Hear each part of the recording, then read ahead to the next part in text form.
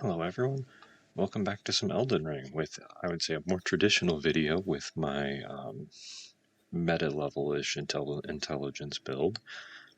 Here I'm going to be using the Moonlight Greatsword a bunch because it's just a really fun weapon, and before now I haven't really used it before. And I say that as I am about to switch in 20 seconds to a kick misery chord because fingerprint shield pokes. As you can see, whenever someone is just blocking with that, that is just too effective to not do that. And I say this is a little bit more traditional because the last few were the 25-minute crazy invasion, and I think I had a little bit of a break for some more Fire Emblem. Yeah, but GG guys. Yeah, I had a little bit more of a break for some Fire Emblem and the honest invasion examples. Now, with the intelligence build here, I think I'm running Radigan's Icon because this is a strength intelligence build, so I can get better cast speed. The spells that I'm using the Staff of Loss to boost the night sorceries, and I have the Swift Night Shard and Night Comet. I also like Gavel of Haima and Cannon of Haima, and everything else is kind of up in the air a little bit, except I've been really loving Night Maiden's Mist. There's an invasion later that shows just like how powerful it is. But for the most part, I've just been enjoying the hyper armor and power of moonbeams, as well as assists from omens. And you know how much I love sewer invasions and how intimidating giant magic hammers and greatswords can be. Because they are so scary that sometimes people just fall off the map. GG guys, I love honest sewer invasions. They are so much fun. Oh, and here, there's the rare occasion of a successful Godskin duo co-op.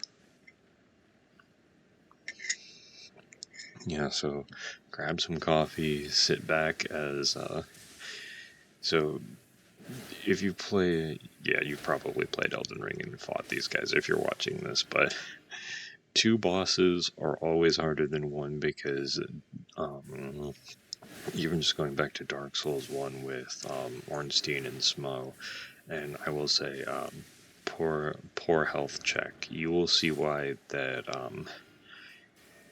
once you get to a certain level, you have to have generally either some mean backup stuff, or you just get a bad dice roll in invasions. Because if you fight 3 casters all at the same time,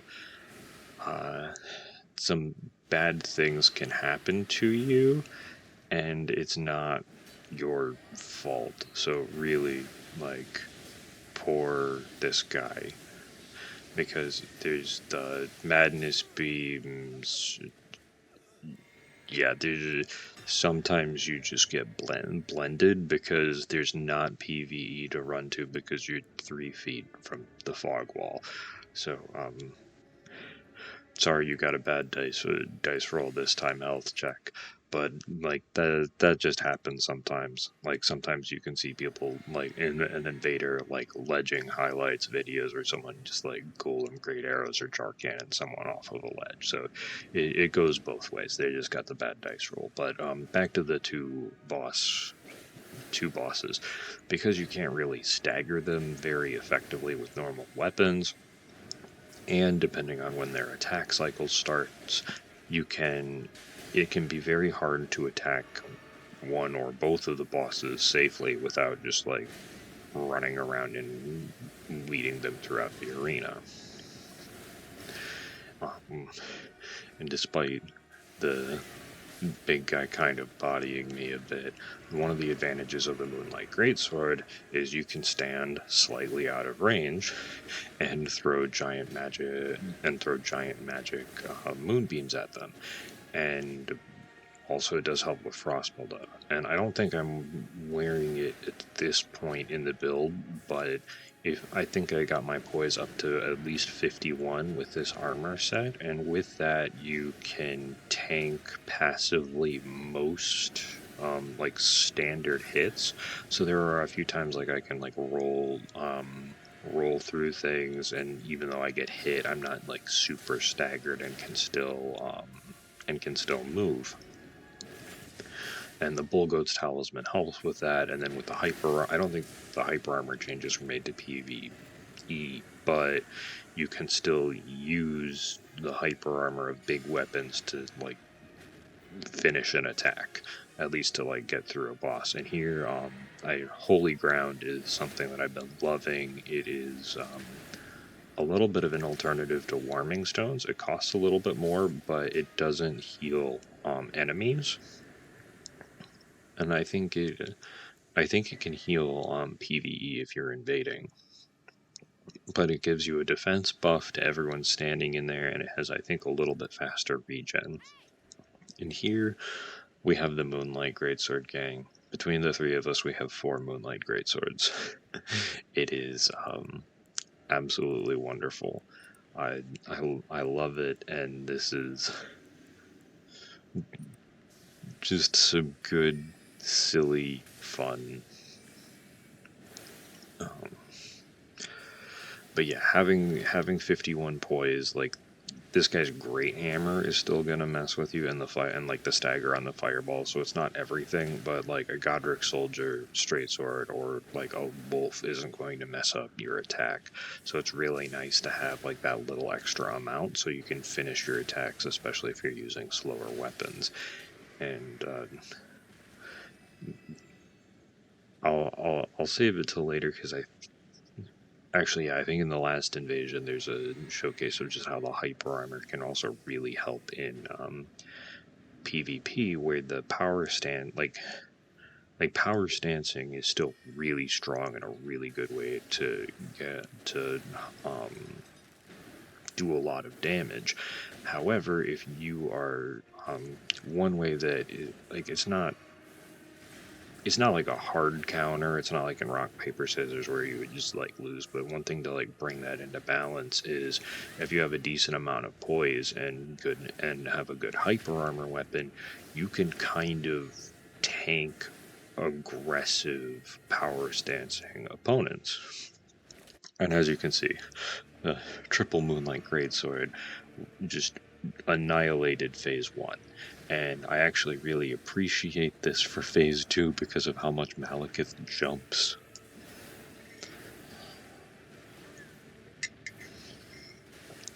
Yeah, and as I said, I'm enjoying some coffee. Hopefully you've got a beverage of your choice and you're just having a nice relaxing time as we throw moonbeams into a giant dog's face, because what other game can you team up with 2 other wizards using giant moonlight swords to fight a dog doing ninja flips with an even scarier sword than you?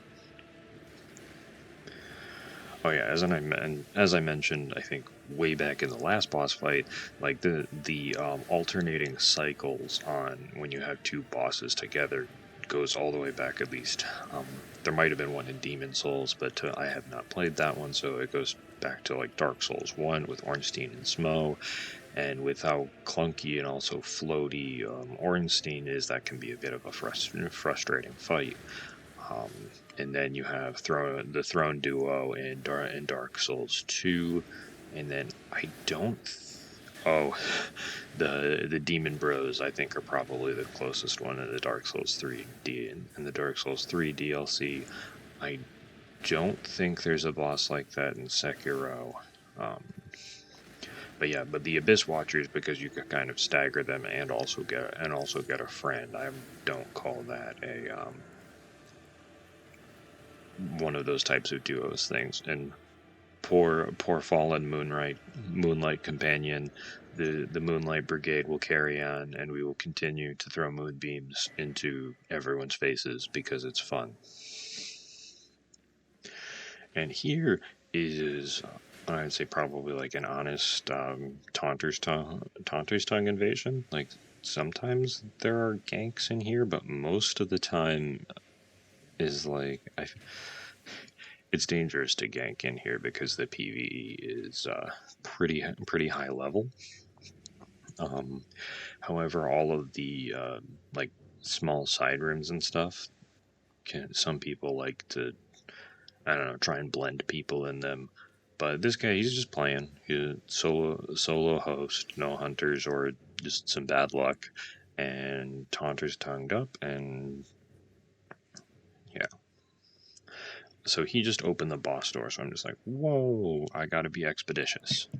And especially if you're in dungeon, like, you don't have to wave, but I was just like, oh, hey, I'll duel you if you want. And this guy's just like, no, we're fighting, which totally fine. Nothing on that. And here, just because he's got a fast weapon, very fast spells, I'm just like, all right, I'm heading down here to get some space to heal up. And now we're gonna play a little bit of a waiting game because I have gravity spells and PvE'd down here to help me, so I can try and like, not wait him out, but like I can try and trip him up while dodging, because without any other hunters here, I can be fully focused on dodging, so those fireballs are not going to be too much of a challenge for me to deal with. Same with the rocks.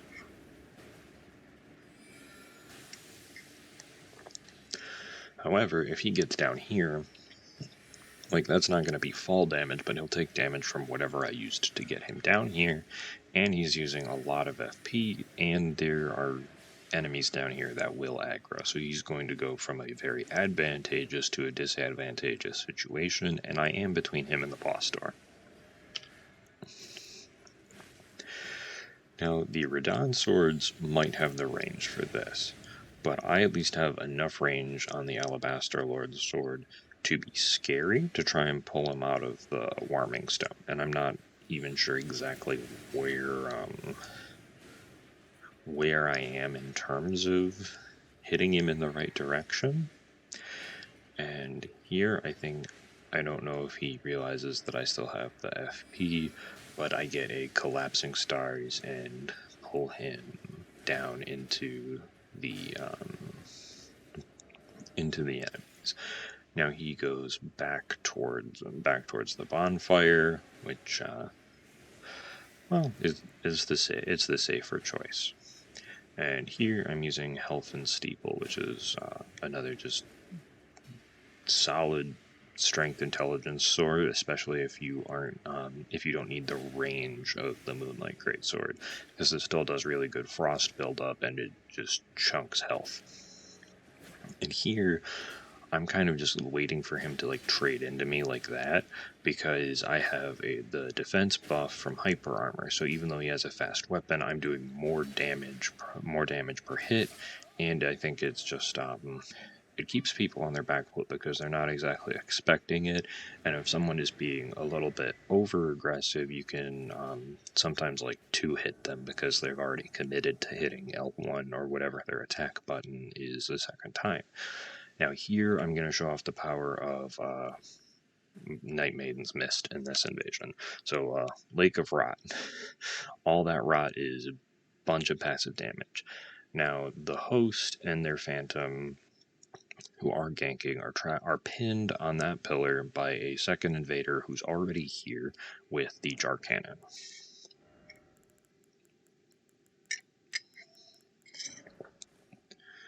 Yeah. And there I'm just using soft cotton again because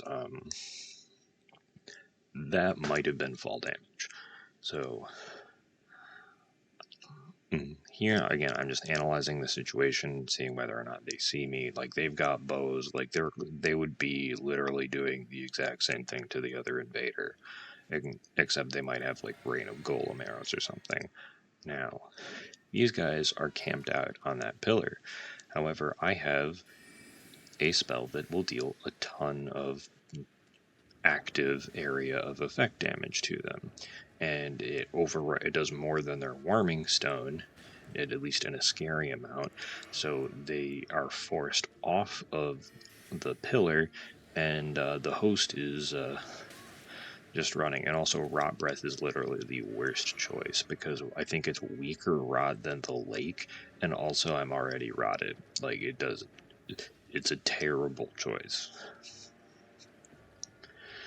And here I've just got Night Shard up. I'm chasing down the host. I've got flasks. My co-invader's also chasing, and we're just going because I'm just thinking here if I can just get any amount of passive damage, the rot can take care of them. Phantom goes down to the rot. We get our flasks back. Like theoretically I could bolus, but like this is a 2v1.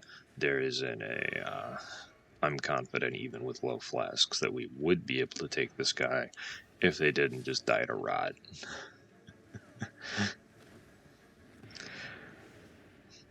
Yeah, good GG co-invader, you did a very good job of keeping them down with the jar cannon. Now, to answer the host question, are they ganking, son? Yes, they are ganking. Now, I'll give you a guess whether or not the what the answer to the Phantom's question is of, are you winning, son? Because there's a giant rot flower up there, and there's also an invader here. And do you know what halberds give in this patch? Pretty darn good hyper armor. Now I'm not able to get the fall to knock them down into the Royal Revenant, but I do have hyper armor to tank even the pierce damage of dual doggies. So no, host, you are ganking, but you are not winning. Thank you for the content. Now here for the last one, we've got just some nice co-op, an honest invasion, and one of my favorite games, Guess the Vigor. Now, we have Mr. Katana Man, our favorite contestant on Guess the Vigor. If you guessed between 800 and 1200, you're correct. I should just post those in somewhere of being like less than 800, 801 to 1200, 1201 to 1500, and greater than 1500. Because I think the first one I had was like less than 800, and this one we were surprised that they're slightly higher in the categories.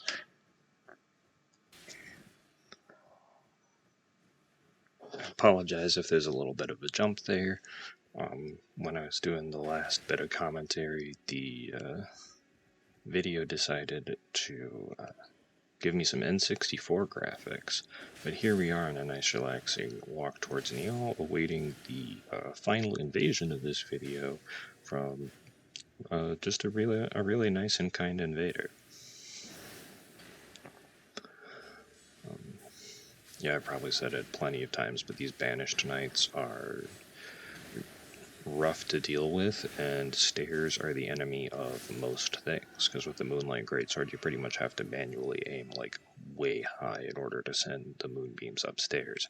Or at least with Blasphemous Blade it climbs stairs, but with the Moonlight Greatsword you can use the moonbeams down the stairs, again a little bit more by manually aiming. And a Powerpuff Girls villain decided to invade us. And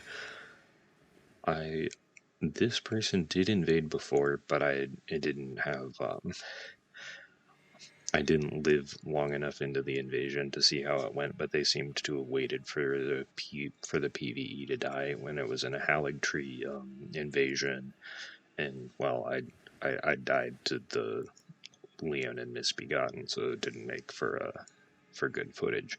Now here I get rid of these floating guys. I think I've said it before, just to get rid of the spawn PvE. However, the host unfortunately triggered the first round, but they have enough vigor in order to they have enough vigor to last through the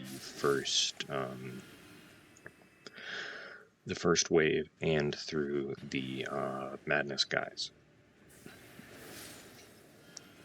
As you can see, they're also wearing the fashion talisman, and I don't know if they could tell that I was going to clear out the PVE, but they were, after the host waved, they waved, and although I'm not sure that we're about to start an honor duel, we're going to start an honor duel, and I'm also going to show off that hyper armor is really strong, because they have dual clayman harpoons.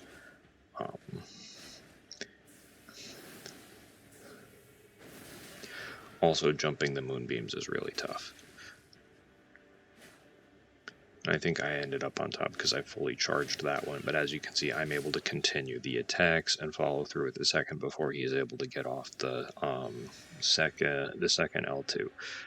But super nice invader. GG and good luck on your future invasions. And then yeah, we're just gonna finish off by having a nice time beating up Neil and the gank squad. And then here I change over to the lightning resistance because Neil's foot does really good lightning damage. Yeah, I hope y'all are enjoying the mixed co-op and invasion videos, because I think these ones are a lot of fun for me to make, and I think I was in the last one I was also saying a little bit that like I just want to promote good PvP for the community, you know, like and show off like what it's like on both sides of it, and everybody just having a good time. Because I know invasions aren't for everybody, but like if you doing co-op allows invasions to happen. So even if you